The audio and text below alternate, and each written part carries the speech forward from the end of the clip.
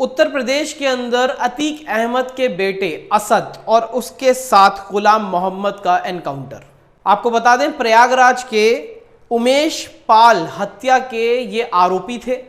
5 लाख रुपए का इनके ऊपर इनाम था और जिसके चलते झांसी में एसटीएफ ने अतीक अहमद के बेटे असद, जिसकी उम्र 20 साल बताई जा रही है, उसे और उसके साथी को ढेर कर दिया।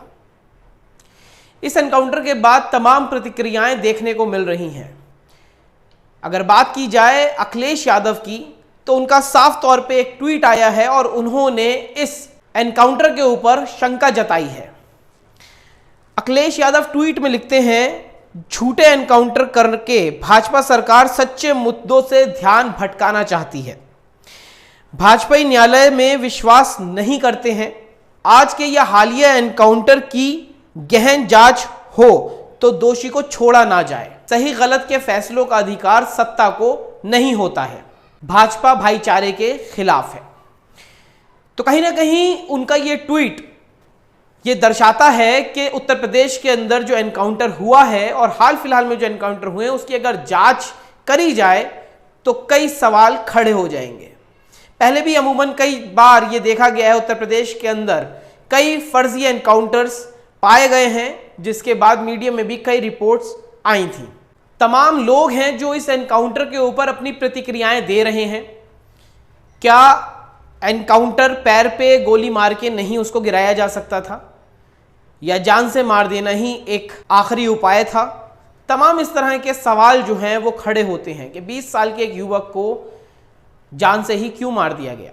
मिल्लत टाइम्स के जो शम्स तबरेज काजमी हैं, उन्होंने भी ट्वीट के माध्यम से लिखा है और इस एनकाउंटर के ऊपर कई सवाल खड़े किए हैं। वो लिखते हैं, पुलिस आरोप लगाएगी, वही गिरफ्तार करेगी, वही गवाही देगी और वही सजा देगी, तो फिर इस देश में संविधान और अदालत किस लिए है?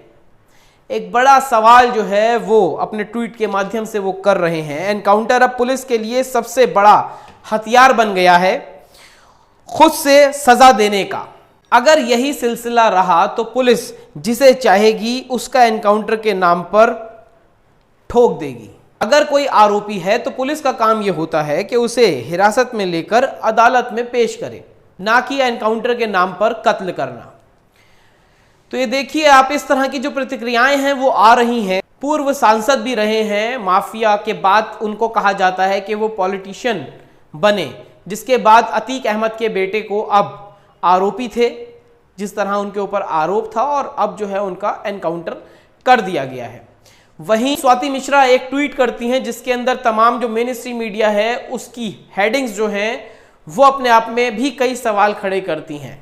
एनकाउंटर आज हुआ है, लेकिन मीडिया जो है कहीं ना कहीं मीडिया को पता था, या फिर कोई सुराग था, या फिर इस तरह की चीजें लग रही थी, या फिर ये प्रोवोक किया जा रहा था। ये अपने आप में कई इस तरह के सवाल पैदा करता है। तमाम जो ये आप हेडिंग्स देखेंगे इसमें है लिखा, 1-2 दिन में अतीक के बेटे का एनकाउंटर। अतीक के बेटे का हो सकता है एनकाउंटर, अतीक का हो सकता है एनकाउंटर, अतीक के भाई का हो सकता है एनकाउंटर।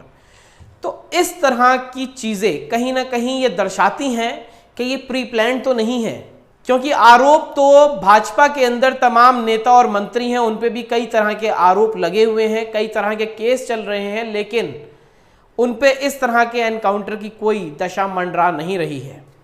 कई लोग अपने अपने मत रखते हैं, वो अपने मत के हिसाब से, अपने विचार के हिसाब से कह रहे हैं कि ये प्लान भी हो सकता है अगर जांच हो। सबसे बड़ा प्रश्न तो अखिलेश यादव खड़ा कर रहे हैं। तो इस तमाम एनकाउंटर के ऊपर और ये जो घटना घटित हुई है और जो लोग विचार रख रहे हैं, आप अपनी प्रतिक्रिया कमेंट द्वारा हमसे साझा कर सकते हैं। आप इस पूरी घटना पे क्या सोचते हैं, अपनी राय साझा करें। अगली अपडेट के साथ आपके सामने फिर प्रस्तुत होंगे। नमस्कार। सब्सक्राइब करें हमारे YouTube चैनल को और बने रहें हमारे साथ।